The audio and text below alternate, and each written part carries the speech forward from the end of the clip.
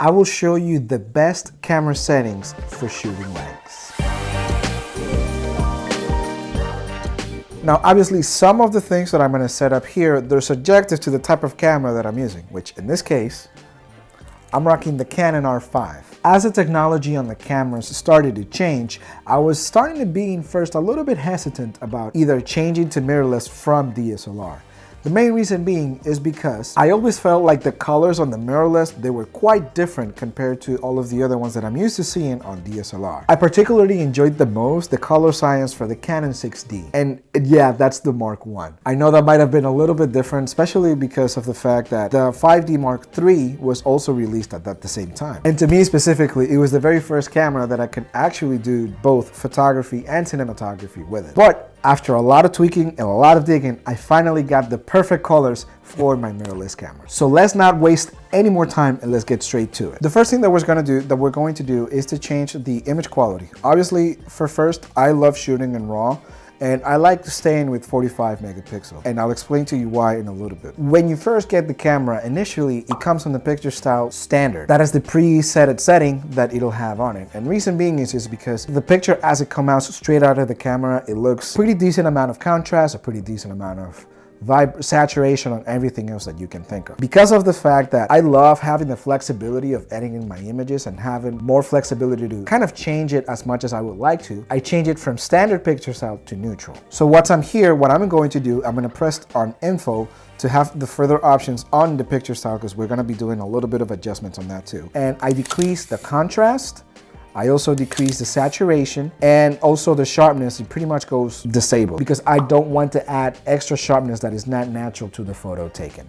So once I have that done, I'll get out of there. The main reason for why I do this, you see how in cinematography, every shot that's taken, they shoot it on log. Main reason is because it gives you the flexibility of pretty much doing any type of adjustment or color corrections that you would like to do in post. So I have more freedom and flexibility to change it even more so than regular. The second thing that I also want to make sure that I always do, I always have the white balance and manual. In this case, I'll just go straight to Kelvin. So whether if I'm indoors and outdoors, I have a little bit of a hack here. So you stay tuned and I'll show you exactly what it is that it makes it change like this quick. And lastly, what I do is I like changing the color a little bit on the tonality on the final image. And this, to be honest with you, this is more like a personal preference. On the white balance shift, I just move it a little bit more toward the magenta and also toward the red. And it's just a little bit, it's not by much. By doing that, it just kind of gives a little more of the skin tones a little bit better in the way that I would like it to be. On this bracket of options, the last thing that I would change is the shutter mode. So instead of me having it in a mechanical or an electric shutter, I just leave it in first curtain. And to be honest with you, this is literally just because I like the way this sounds. Something like that. You can hear it. Look. Hold on. Let me put a lens on it. I'll be right back. All right, so when I'm here, I would set it to first curtain and then look how nice it sounds. See? Let's get back to it. One of the most important things that I would talk about here is the autofocus on this camera. Keep in mind, I came from Canon 6D to mirrorless. So basically the change that I have from that, it was literally from night to day. And it took me a little while to kind of get adjusted to all of the settings, but I finally landed on one that I actually like the most. Let's go ahead and switch over to the autofocus bracket of it. Well, it has a manual focus, so I guess let me put the lens so that it kind of gives me all of the options that I need. So the first thing that I am going to change, it'll be obviously, it won't be in one shot, it'll be in servo. It makes it a little more automated, and the way this camera has been updated for the autofocus is just amazing. I remember back then when servo was literally just a thing that nobody ever used because it was just so bad. But now it's amazing, and I honestly can't live without it at this point. The autofocus method, what I am going to do, I just change it to tracking. But then I go a little bit further and I would also enable the eye detection, just to go a little bit deeper and making sure my subjects are kind of detected a little faster than it was. As far as autofocus, I would just leave it on continuous autofocus. I know that there's a little bit of a gripe here online about whether using autofocus like that is not good for you, but one of the things that I like the most in this is the fact that I can shoot in 1.2 and not have to think about twice about my images being in focus or not. And when I used to shoot on DSLR, I was scared that my images, if I was to shoot on that wide of an aperture, all my photos would be out of focus. But that's not the case on this one. I literally just shoot 1.2 almost all the time without having a worry in the world. I don't like using touch and drag autofocus settings, so I'm not gonna touch that. Now this one here is actually a very important change that I do on the autofocus setting. When I go to initial autofocus part set 4, obviously it'll be for faces, but I will have it on pointed. But when I go here, when I'm trying to shoot, I just go right here and I have the capability of changing it from face tracking to just one spot. The only reason for why I would do it is literally to do macro shots, because face tracking, for obvious reasons, it wouldn't work on a macro picture. Other than that, even on dancing, I can just use face tracking and it detects the faces, no problem. So I've always been really good on that end. And that's pretty much about the options that I change on the autofocus. Now, the last changes that I'm going to do is basically just change a little dials and a little buttons to make it more comfortable for me. And I know a lot on the internet are like, oh, the focus ring, it doesn't really work, it's useless. But let me tell you, that is now, these day and age, I cannot live without this thing right here.